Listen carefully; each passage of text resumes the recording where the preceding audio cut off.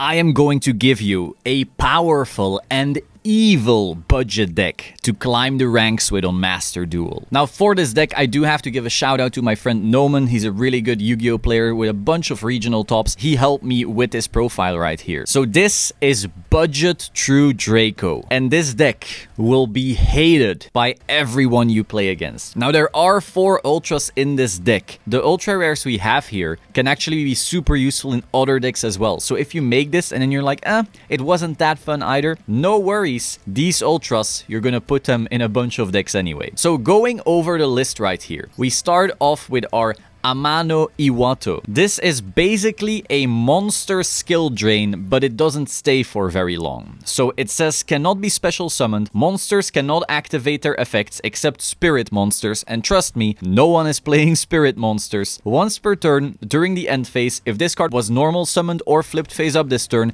return this card to the hand. You basically play this because you're gonna be trying to break boards and so forth. And overall, this is just annoying as hell to deal with. Every deck right now uses their effect monsters, except maybe Eldritch, which we also made a budget list for, so check that out as well. Turn off effect monsters, pretty solid, and it's only an SR. Then we get into our true Draco cards, so that's where the name comes from. It's a true Draco deck. So right here, we have Majesty Maiden, the true Draco caster. So all the true Dracos can actually be tribute summoned by not tributing monsters, but tributing continuous spells and traps instead. This deck runs a bunch of continuous spells and traps, so you will never have a problem with tributing those. So basically you have them out, you tribute them, and then you start making your big beefy monsters. And remember, you have a bunch of stuff that negates your opponent's effects. So once you have your opponent's effects negated, and then you have these big beefy Draco cards with big attack, you can just either bash over them, or their board is already empty, and you can just gradually whittle their life points away. The other part of that skill, beyond just the tribute summon, is once per turn when your opponent activates a card or effect while you control this tribute summon monster, quick effect, you can add 1 true Draco or true king monster from your deck to your hand. So this one just leads to more true Draco cards, so you're never really minusing much. You're always rebuilding hand pretty easily. Then we have ourselves Ignis Heat, the true Draco warrior. To tribute summon, once again, you can just tribute continuous spells and traps. That's always the same thing. And then once per turn, when your opponent activates a card or effect while you control this, you can take 1 true Draco or true king continuous spell from your deck and either activate it or add it to the hand. So once again, this way you keep on adding more of these same cards, which means you can make more of these, or those cards will also lead to some more plays, but we'll get to that. And then finally, this guy is probably the most hated of all, Dynamite Knight, the true Draco fighter. So once again, you can tribute a continuous spell or trap to make it, and then once per turn, when your opponent activates a card or effect while you control this tribute summon monster, you can take 1 true Draco or true king continuous trap from your deck and either activate it or add it to your hand. The fact that you can activate it, that's the fun part. People don't like that. So then we have 1 terraforming. So this is an ultra, sadly, but luckily it's pretty generic. There's quite some decks out there that do like their field spells, and so being able to search for them with this card is still solid. And the reason we run this is because we're also running a field spell that is at 1 Dragonic Diagram. So for that reason, it is pretty required in the deck, but again, you can put it in a bunch of decks out there. Next, we have Card of Demise. This card is crucial for the deck. It's an SR. It says draw until you have 3 cards in your hand. Also, for the rest of this turn, after this card resolves, your opponent takes no damage. Don't worry about that. You're breaking open their entire field. You're stopping them from playing the game. It doesn't matter that they take no damage, because coming turns they will be taking a bunch of damage. During the end phase of this turn, send your entire hand to the graveyard. Once again,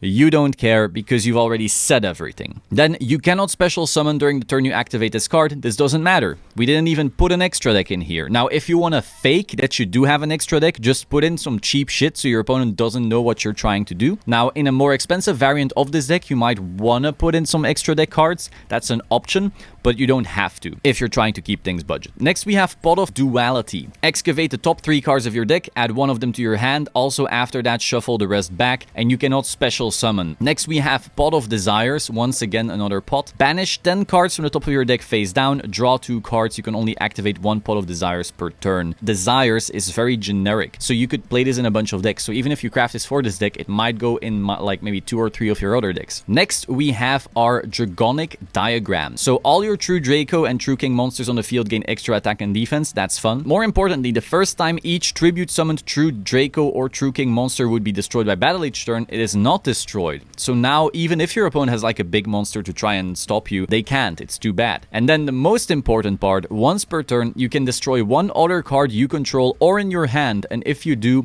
add one true Draco or true King card from your deck to your hand. So since you have so much stuff that adds other stuff and looks for other stuff and you draw, now with this card, you can just turn anything into anything else. So that's why this is so important. You can just cater your field and hand to the situation because every card leads to every other card because of diagram. Next, we have our true Draco heritage. This card is very crucial. During your main phase, you can draw cards equal to the number of true Draco and true King card types sent from the field to the graveyard this turn. So you've been sacrificing stuff for other stuff and so forth, and now you can also start drawing extra cards. And this actually combines very well with another card we'll be going over very soon. During your main phase, you can immediately after this effect resolves tribute summon one true Draco or true King monster face up. If this card is sent from the spell and trap zone to the graveyard, you can target one spell/trap on the field and destroy it. So this means if your opponent has a board with some spells and traps, maybe it's like an Eldritch deck, maybe it's something else along those lines, you can start at least popping their field gradually. And like I just said, you can also, when that effect resolves, instantly start tribute summoning stuff. Next, we have our Disciples of the True Draco Phoenix. You can target 3 True Draco and or True King cards in your graveyard and shuffle them into the deck, then draw one card. So as you noticed, you pop a lot of your own stuff and then get stuff from the deck, so you can maybe run out or start running out. This way, you can start sending stuff back, get access to it again, while also drawing new cards. And again, right after that resolves, you can instantly tribute summon something again. Now, if this card is sent from the spell and trap zone to the graveyard, you can target one spell or trap on the field and destroy it. So again, you can start popping stuff from your opponent as well that way. Now next, this is where stuff gets really interesting, and this is why this deck got so much better with this card and why we are running it in this deck. This is Forbidden Droplet. This is a staple, super strong in any deck basically, but in this one it has added benefits. Send any number of other cards from your hand and or field to the graveyard, choose that many effect monsters your opponent controls, and until end of this turn their attack is halved. That doesn't matter that much, but it's still cool. But then also their effects are negated. So you can negate entire people's boards essentially. And then in response to this card's activation, your opponent cannot activate cards or the effects of cards with the same original type, monster, spell, trap, as the card sent to the graveyard to activate this card. If you can send a monster, a spell, and a trap, your opponent can't do anything to stop this.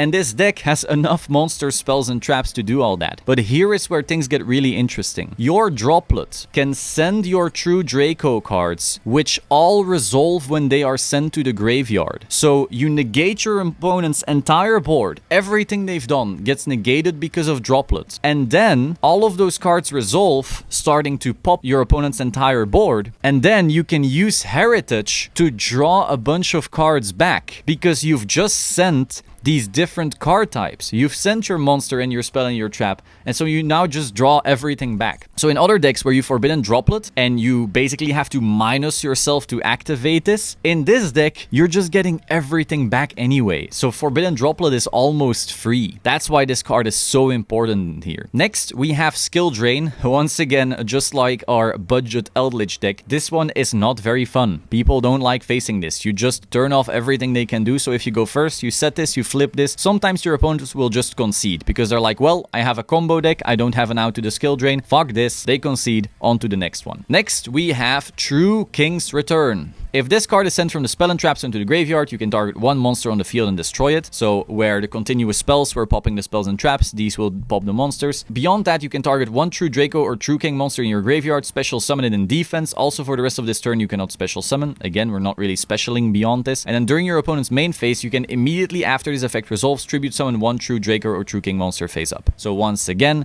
you're able to get your guys out with this card. Finally, we have True Draco Apocalypse. If this card is sent from the spell and trap to the graveyard, you can target one monster and destroy it. So same thing like the other one. You're again just popping monsters. Then its other skill is you can target one other True Draco or True King card you control, destroy it, and if you do, the attack and defense of all face-up monsters your opponent controls become half. So once again, you're going to be able to run them over if that's still required. And then during your opponent's main phase, you can immediately after this effect resolves, tribute summon one True Draco or True King. Once again, it's just the same game plan. You're going to use all of these continuous spells and traps. You're going to pop them to get your monsters. You're going to turn off all your opponent's skills. You're going to Droplet nuke their board with all of these skills because they're all being sent away and they can't respond with anything because everything is negated. And then you're just gonna gradually wall them out of the game with these huge monsters that they can't do anything against because all they have are these normal summons with fancy effects and 200 attack points. Very annoying deck. Everyone will hate you, but you will get some wins and on a budget. So I hope you found this interesting. Be sure to like, comment, subscribe. Follow me on Twitch, twitch.tv/realsolemn, or link is in the description if you want to hang out and watch some Master Duel. I will see you soon. Ciao.